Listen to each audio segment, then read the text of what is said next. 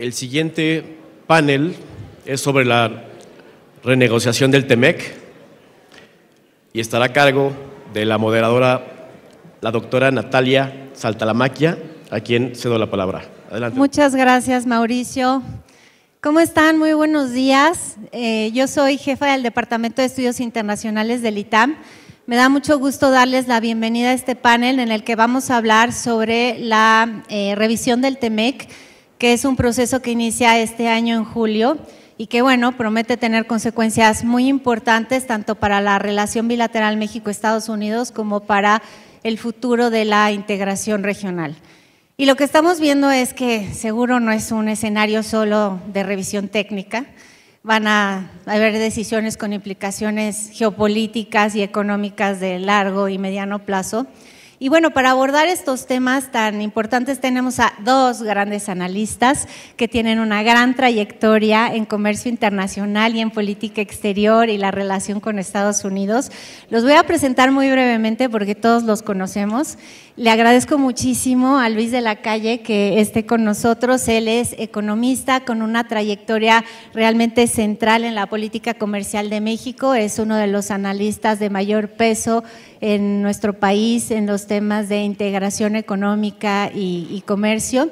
Él fue además un negociador del tratado del TLCAN y hoy en día es director general y socio fundador de la Calle, Madrazo y Mancera, una firma especializada en comercio internacional y política pública. Así que muy bienvenido, Luis. Y muchísimas gracias, qué placer también platicar con Jerónimo Gutiérrez, quien es diplomático, analista con una amplia experiencia en política exterior y seguridad, fue subsecretario en la Secretaría de Relaciones Exteriores, también embajador de México en Washington y hoy en día él es socio director de Build Infrastructure Partners, en donde trabaja en la intersección entre geopolítica, inversión, infraestructura estratégica.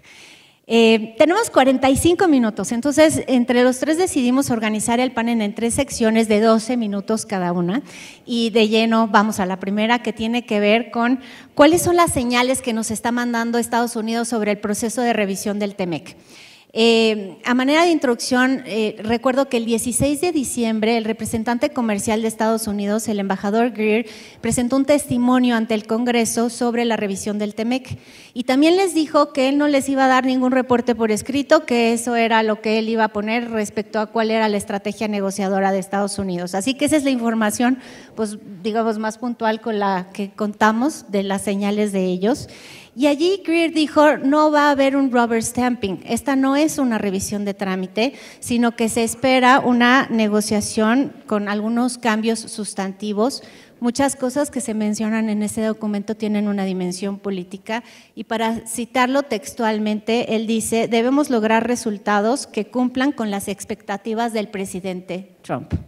Entonces, una de las cosas que me parece importante para este panel, para iniciar, es, dado el documento del testimonio, ¿cuáles ven ustedes que son los mayores desafíos que se plantean por parte de las demandas de Estados Unidos? O sea, están en reglas de origen, están en energía, están en materia laboral, están en materia impositiva. Les cedo la palabra para hablar primero de qué es lo que se ve más complicado para nosotros de acuerdo a las señales que ellos mandan. ¿Quién empieza? Muy buenos días. Muchas gracias por la invitación. Estoy encantado de estar con ustedes. Gracias, Arturo. Gracias, Miguel, que me invitaste y a ustedes por estar aquí. Es un gusto estar con Luis siempre. Debo decir que tiendo a coincidir con él, no lo hago por diplomático, es cierto. Y gracias nuevamente. Acércate más. ¿Ya? Ya. Perdón. Y gracias nuevamente. Donald Trump rompió una regla tácita de la relación entre México y Estados Unidos desde 2017, que es que el tema comercial iba por una pista separada de todo lo demás de la agenda. Hoy es todavía más evidente de lo que fue en su momento durante la primera administración. Estamos inmersos en una negociación de 3 dimensiones, comercio, seguridad, migración, más lo que se le suma 1 o 2 temas cada trimestre, menos complicados. Y es pues evidentemente es un contexto complicado. Se trata realmente hay que asumir que es una renegociación, aunque no sea lo que legalmente establece el tratado. De tiempo atrás ha habido una discusión de México, hay que verlo como revisión, no se va a reabrir.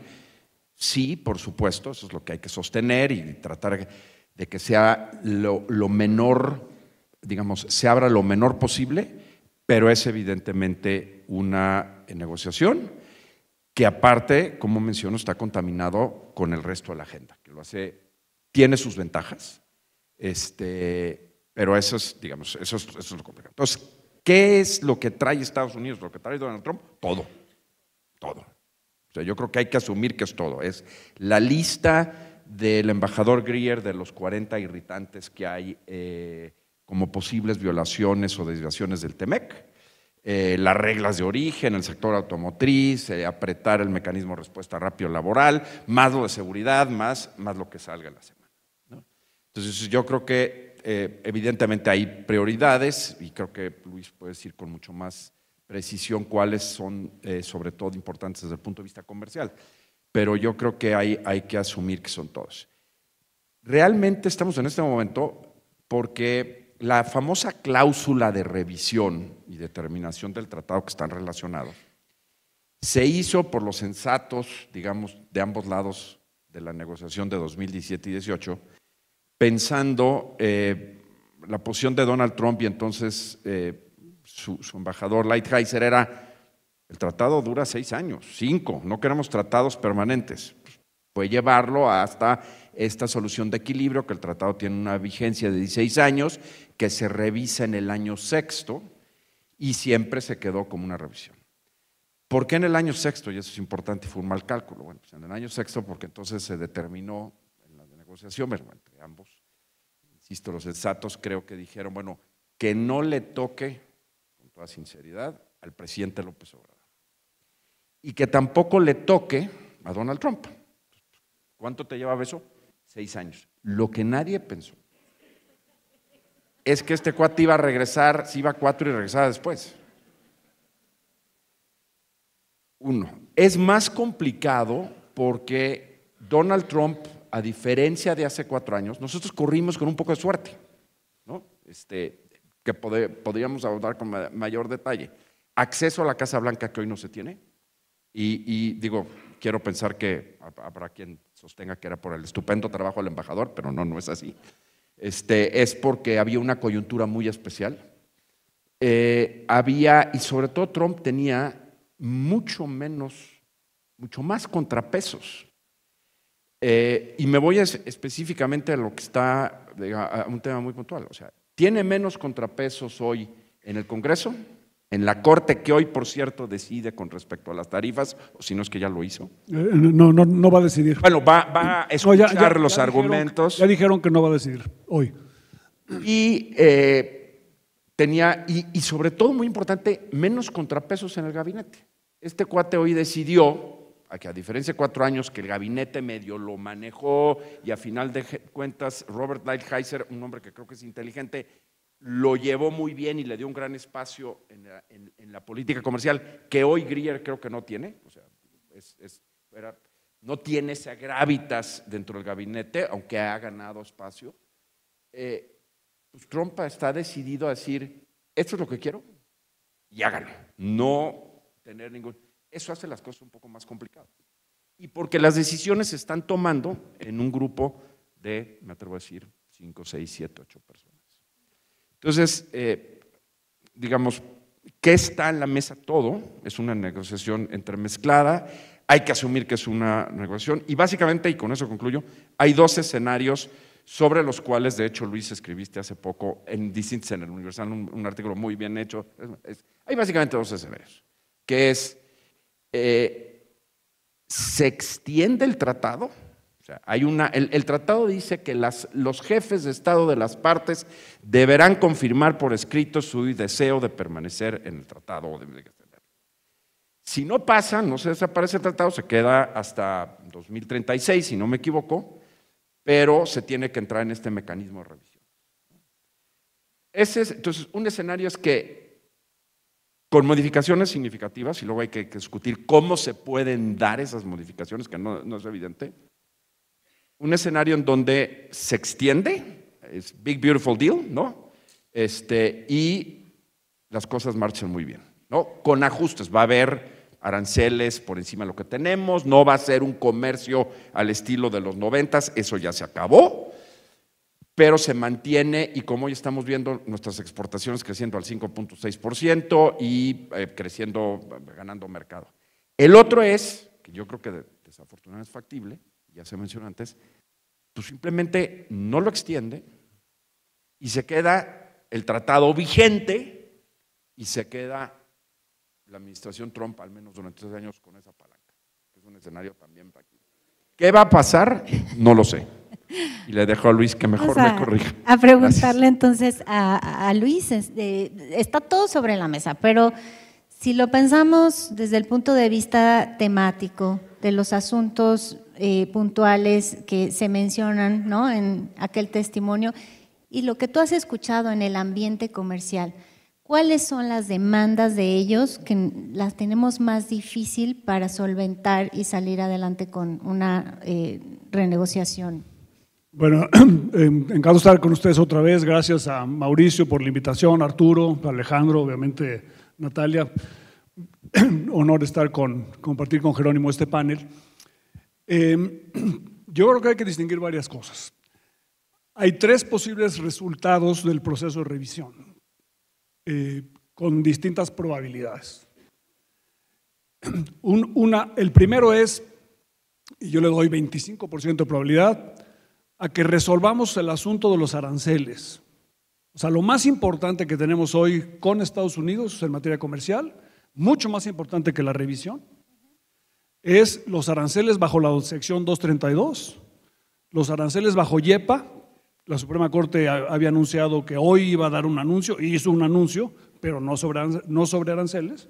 Se espera que lo haga en los próximos 15 días. Es una decisión, la decisión más importante de la Corte en Estados Unidos en los últimos 60 años. Y tenemos ahora una serie de casos de dumping. México y Estados Unidos están intercambiando como si fuera ping-pong, casos de dumping. Empezaron los gringos con el jitomate y nosotros les pusimos el puerco, y en 31 de diciembre nos sacaron la fresa y ahora nosotros vamos a mandar la manzana. A la Trump, o sea, estamos siendo trumpistas de tener una relación transaccional.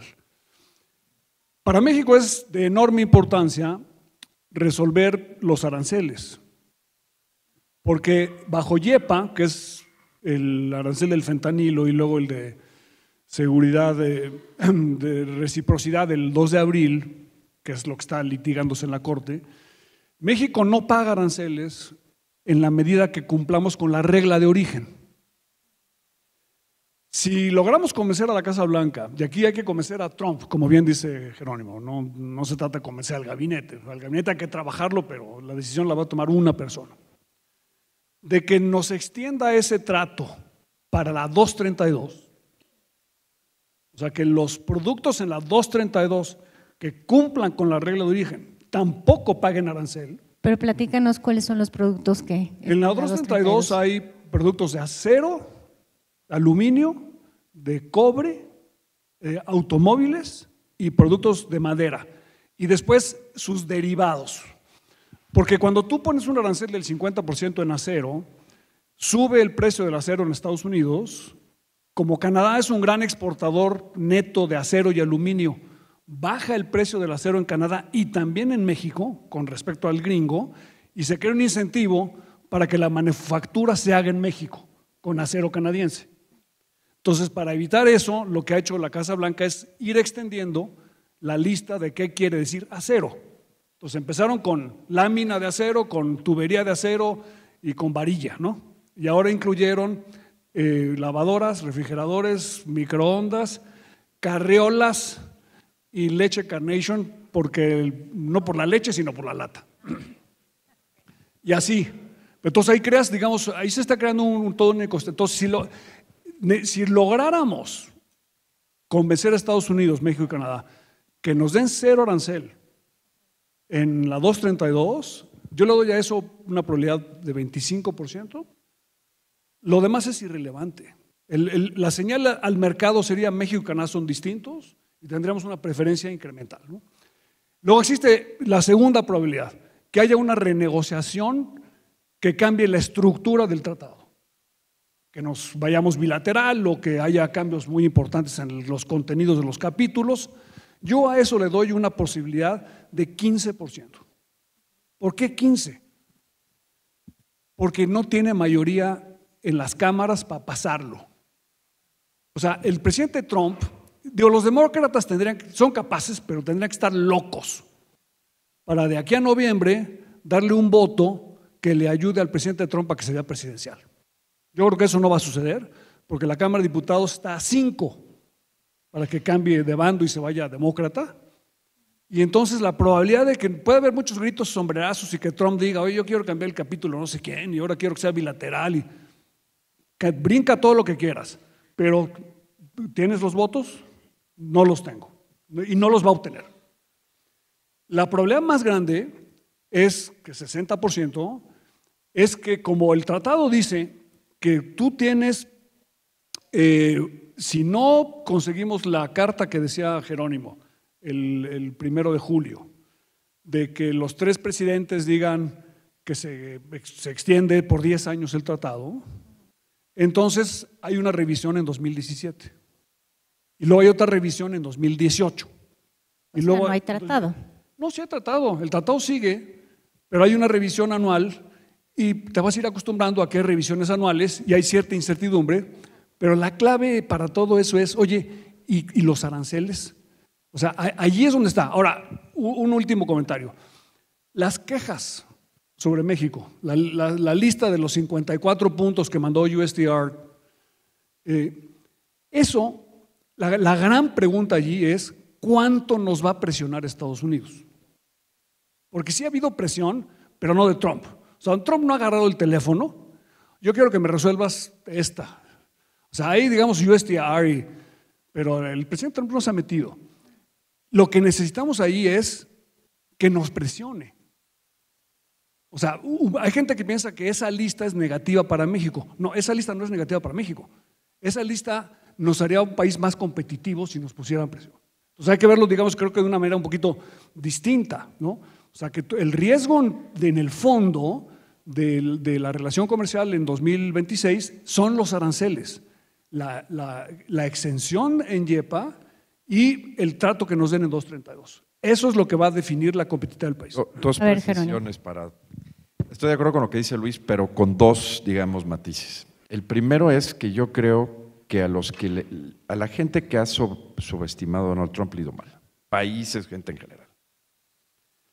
¿Y por qué menciono esto? Porque creo que efectivamente la composición del Congreso no te da no tiene los votos para hacer una modificación formal y no tiene Trade Promotion Authority. Estoy de acuerdo. No le importa y no la necesita. Él es perfectamente capaz de hacer una modificación al tratado amplia. Si yo se los mando, y ahí háganse bolas. Y en el interopero como si ya lo hubiera hecho.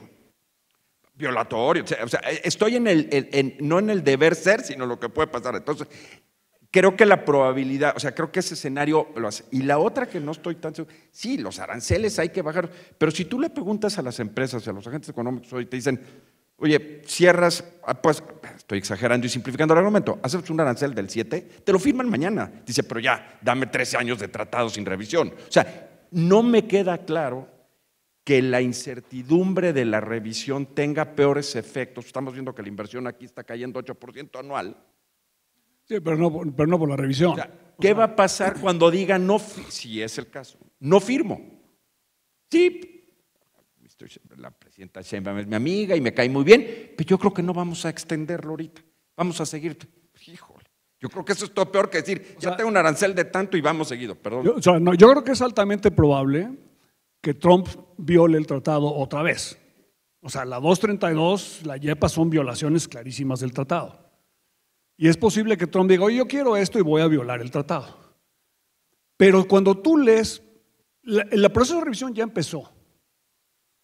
USTR solicitó comentarios. recibieron 1,500. El 95% de los comentarios son a favor de que se extienda el tratado como están. No hay apetito en Estados Unidos para que se endurezcan las reglas de origen. Los únicos que están pidiendo reglas de origen más estrictas son el sindicato de acereros, los acereros y el sindicato de trabajadores de automóviles, el UAW. Nadie más está pidiendo endurecimiento de reglas de origen. Entonces, cuando tú lees el testimonio de Greer tiene una obligación de entregarle un reporte al Congreso en enero y ya les dijo, el reporte es el discurso que di. Pero cuando tú lees el reporte detalladamente, el reporte es altamente favorable al TEMEC.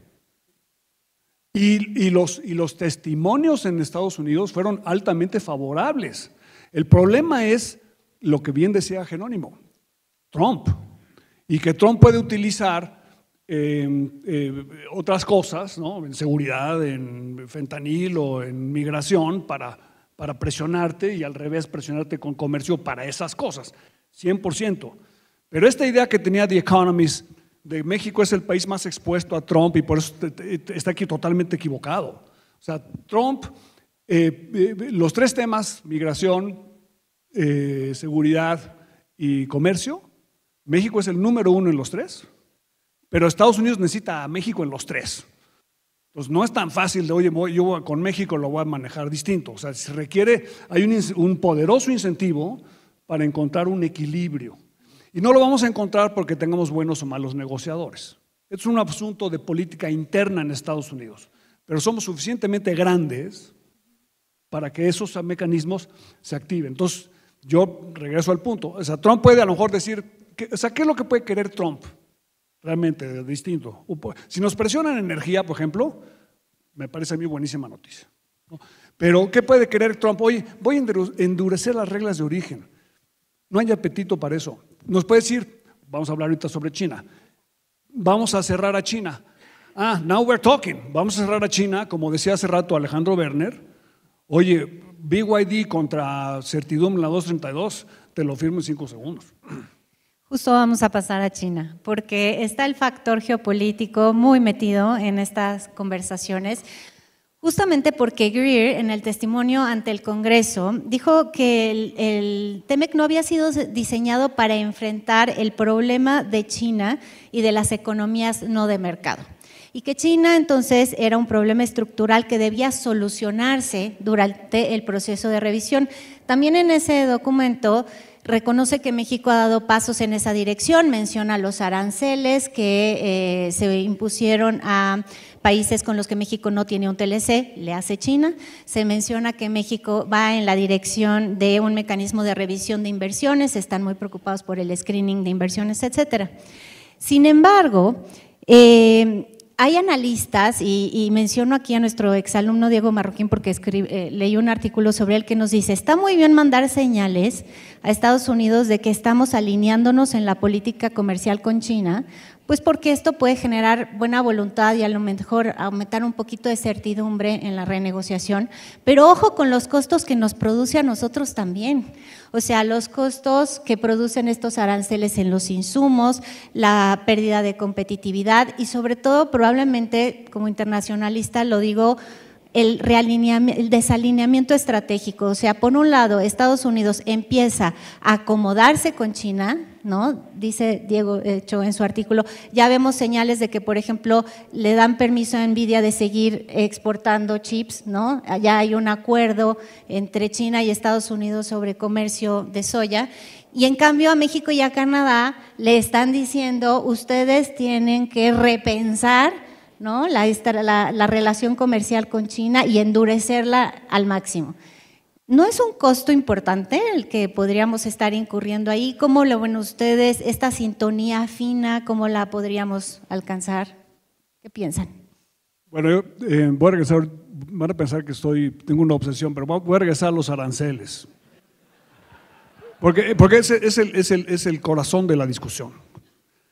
Cuando tú tienes, hoy en día, por ejemplo, Mercedes-Benz y BMW hasta hace poco tiempo, ellos decían, ¿sabes qué? Yo exporto de México a Estados Unidos, el arancel es 2.5%, pero el acero alemán es mucho mejor que el gringo, lo traigo de Alemania y mis clientes en Hollywood encantados pagan el 2.5%. Ahora que el arancel es 25, ya no lo pueden hacer. O consiguen el acero en América del Norte o pagan 25%, porque 25% es un arancel prohibitivo. Entonces, si tú tienes un esquema en el que cuando tienes IEPA te eximen y eventualmente con 232 también te eximen del arancel, el incentivo para cumplir con la regla de origen es monumentalmente grande. Pero para que tú cumplas con la regla de origen requieres un chorro de energía, porque todos los insumos para el cumplimiento de la regla de origen en manufactura, el acero, el aluminio, los plásticos, las resinas, las fibras sintéticas, el vidrio, la fibra de vidrio y un gran etcétera, todos los petroquímicos, son intensivos en energía. Entonces, si tuviéramos un gobierno visionario, le dirías al gobierno mexicano al gringo, oye, todas esas listas de las 54 de USTR, 20 son sobre energía. Te voy a dar todas esas 20, porque al darte todas esas 20, vamos a integrarnos verticalmente en América del Norte y entonces sí vamos a reducir el déficit con China. Entonces, o sea, la agenda del cumplimiento de la regla de origen con energía al mismo tiempo mancomunado es el paquete interesante para poder competir con China y poder convencer a Estados Unidos que a Estados Unidos le conviene que México tenga una mayor integración vertical. O sea, aquí el Donald Trump le está dando a México inintencionadamente la oportunidad histórica de la integración vertical. Pero esa integración vertical es imposible si no tenemos energía. Y además hay una cosa adicional que mencionó también Alejandro Werner.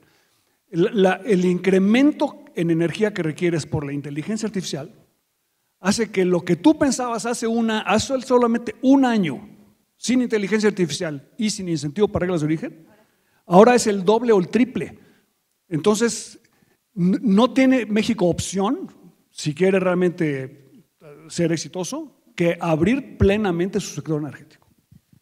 Pues pero eso es una concesión muy importante para Estados Unidos. O sea, ahí es donde está. Eso sí, ahí estás.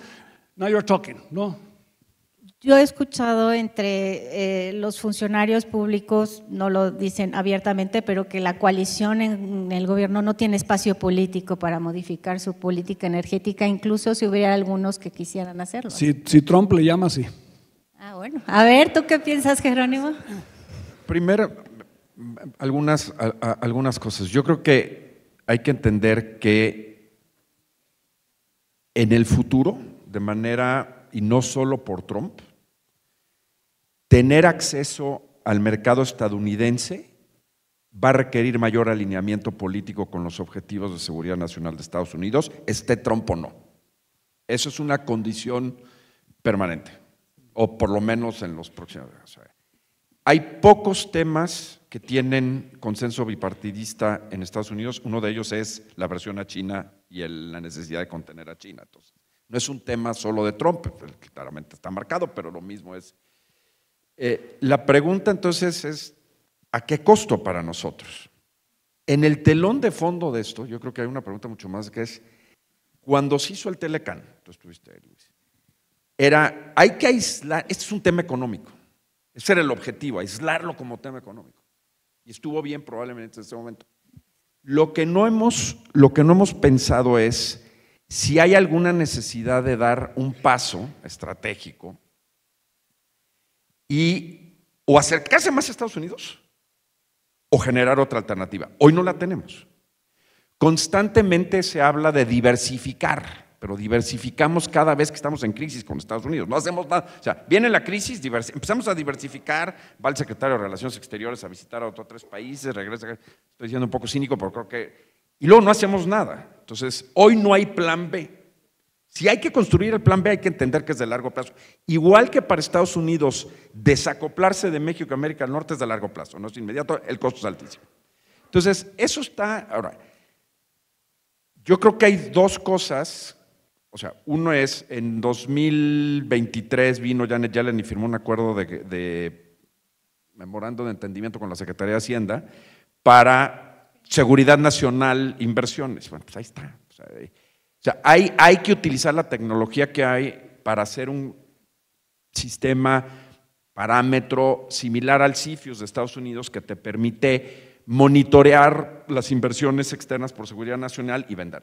Yo creo que entiendo incluso que en eso ya está el gobierno, no lo sé.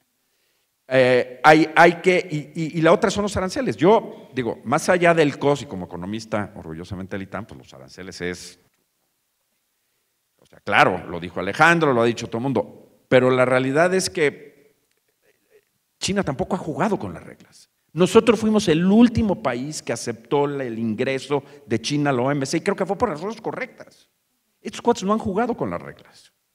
O sea, lo que yo he podido ver es, compites con compañías cuyo consejo es esencialmente el Comité Central del Partido Comunista de China y están metidos en temas de seguridad. Entonces hay que tener cuidado, no es lo mismo. Lo único que tiene el TEMEC con respecto a economías de no mercado es la cláusula, sí habla de economías de no mercado, que en su momento se discutió que era China, sobre todo para manipulación del tipo cambio, no tiene mucho más.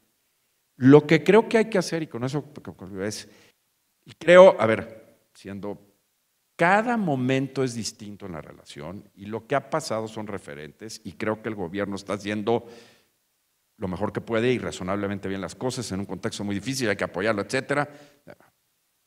Son mucho más críticos ellos de lo que se hizo en el pasado que del pasado lo que están haciendo ya. Lo que creo que, o sea, sí es importante es que somos muy formalistas en nuestra aproximación con Trump. ¿No? O sea, hay que venderle, un día alguien le tiene que llamar y decirle, te estoy vendiendo el deal de tu vida, esto va a ser histórico, estupendo, te van a construir un arco. Y con Trump, el empaquetamiento es casi tan importante como la sustancia, no lo hemos empaquetado. Con todo respeto, pero la presidenta es muy cuidadosa en sus formas, lo cual está bien, pero en algún momento le tienen que vender un deal que no se acaba y empaquetarlo y llevarlo en conjunto y pronto. Yo creo que eso puede funcionar. ¿Tú conoces más o menos las líneas generales de nuestra estrategia de negociación? ¿De qué queremos llevar como México a la mesa? Y si existe la idea de, hay 2 o 3 cuestiones que vamos a poner sobre la mesa para que vean que estamos con la mejor disposición de cerrar. Bueno, yo conozco lo que leo en el periódico, ¿no? Pero, o sea, yo creo que el gobierno mexicano ha tratado de resolver el problema de los aranceles, ¿no? YEPA y luego 232, ese ha sido su… con éxito en YEPA, aunque cuando Trump puso el arancel YEPA, duró 2 días. Puso el arancel y se lo quitó a México, a Canadá en 2 días. ¿Por qué?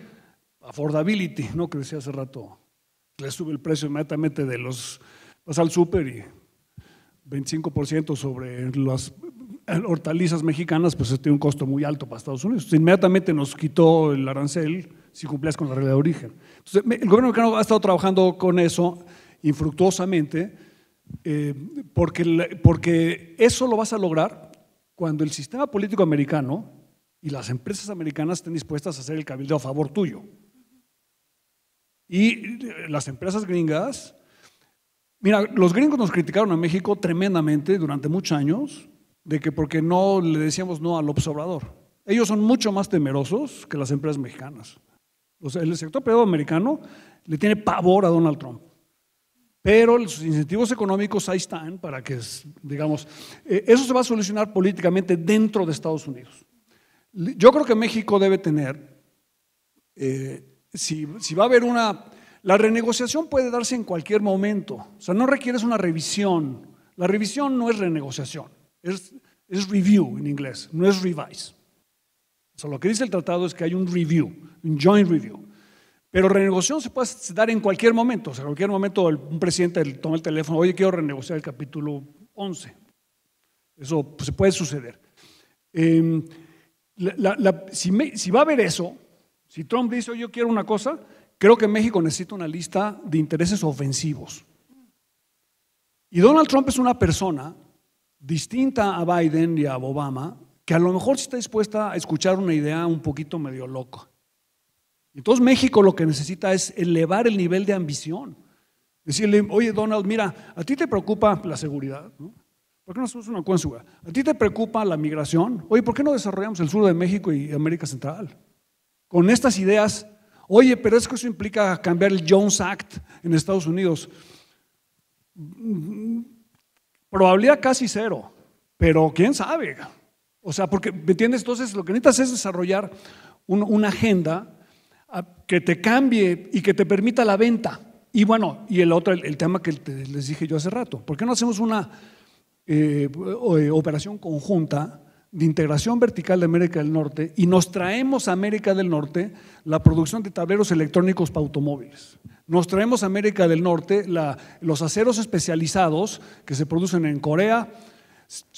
El secretario de Economía de México debería pasar su tiempo en Tokio con Nippon Steel, en Corea con los coreanos y en Frankfurt para traerse la operación de acero especializado en México, que no existe en América del Norte. Mira, el acero producido en México no saben vender. Tú te sientas con la casa blanca, oye, ¿por qué vas a quitar la 232 el arancel? Oye, porque el acero mexicano se hace con tus insumos. El 30% del acero es gas natural, 100% tejano. El acero requiere mineral de hierro, en México no hay, viene de Pensilvania. Y con carbón, que tampoco hay, viene de West Virginia.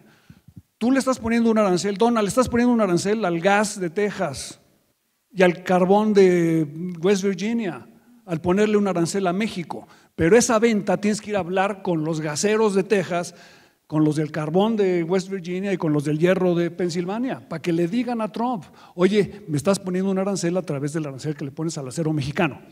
Entonces, desarrollar esa agenda, decir, oye, vamos a ir no solamente por los tableros electrónicos de coches, sino nos vamos a traer el acero. Y luego vamos a hacer un consorcio con Ericsson en Suecia y con Samsung en Corea para fabricar en América del Norte el equipo de 5G y no depender de Huawei.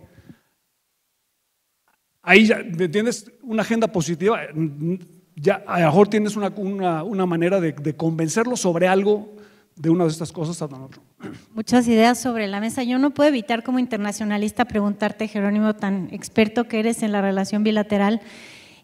Trump ayer, como siempre, nos sorprende, saca, ¿no?, una declaración en la que dice, bueno, ahora vienen los ataques armados a los cárteles en México.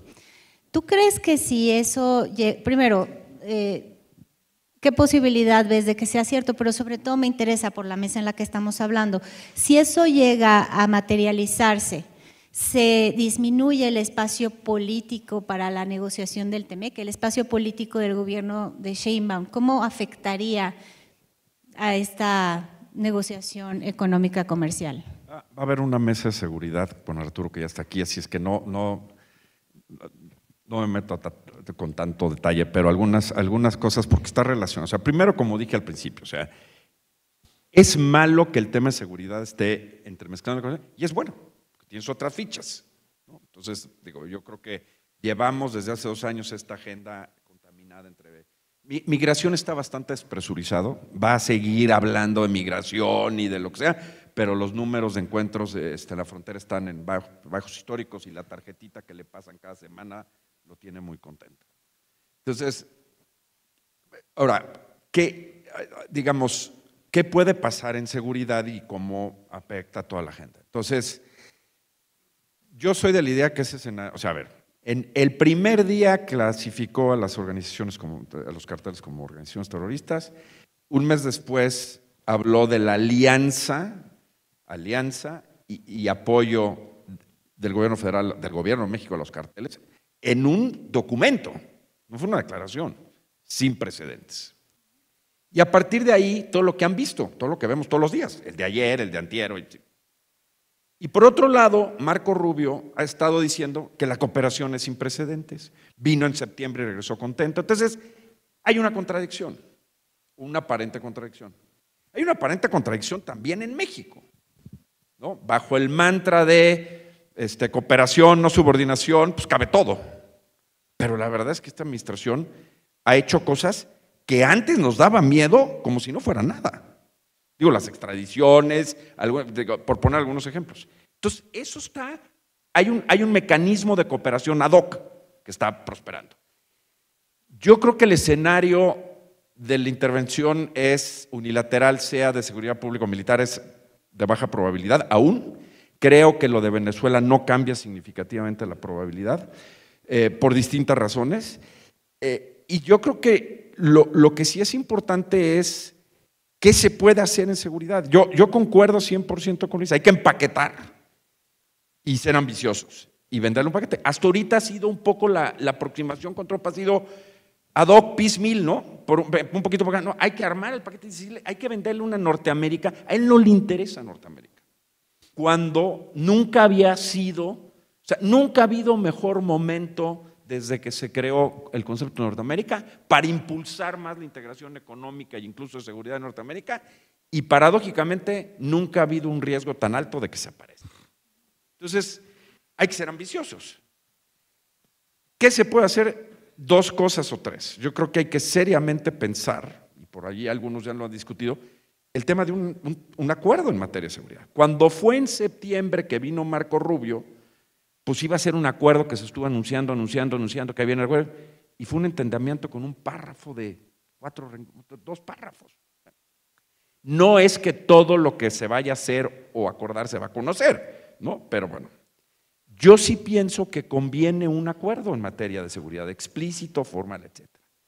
¿Bajo qué mecanismo? Mira, tenemos un poco tomando el tema del agua y el acuerdo del Tratado de 44, es un mecanismo en donde tú tienes un tratado con 2 secciones que reportan a sus respectivos gobiernos e interactúan permanentemente. Algo así se requiere. Y yo creo que nos protege. Ahora, Trump no es de tratados, lo rompe. Entonces hay que venderle, pues, llegar y sí tratarlo de hacer, porque creo que eso nos puede proteger y puede tener un plazo perentorio. Perdón. Y segunda cosa es aduanas. Hay que proponerle una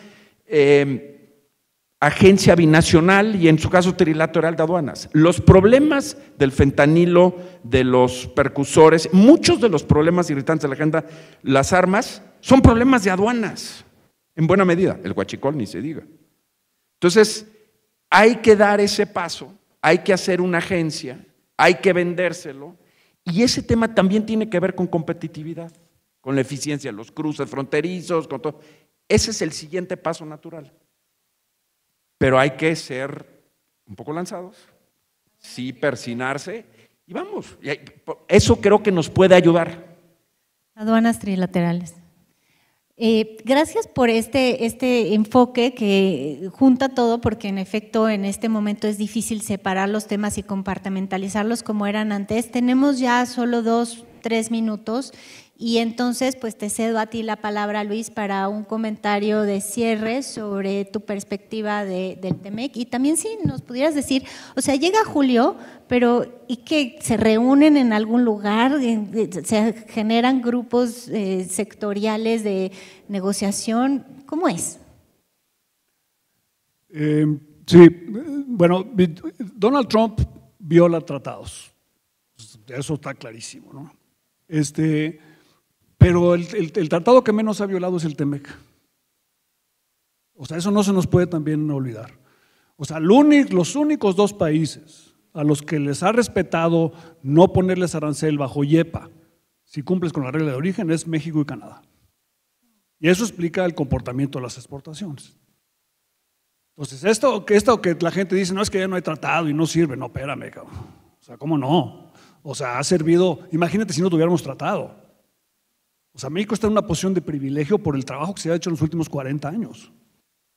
Eso va a seguir, porque hay razones estructurales que…